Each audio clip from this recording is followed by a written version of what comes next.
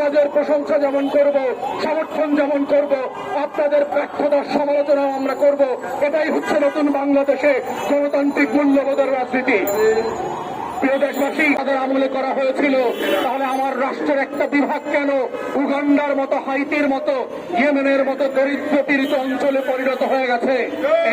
এইটা তো ডেভেলপমেন্টের যে ন্যারেটিভ, উন্নয়নের যে গল্প কথা বলা আমরা শুনেছি গত 16-17 বছরের এই হাসিনার ফাঁসিবাদে আমলে, তার সেই গল্পের সাথে মিলছে না। আমরা গণ অভ্যুত্থানের 2024-কে ভুলে যাবেন না।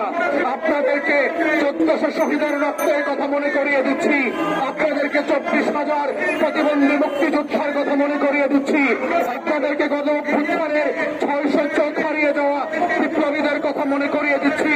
তাদের রক্তের উপরে দাঁড়িয়ে আপনারা ক্ষমতা এসছেন, ভুলে যাবেন না।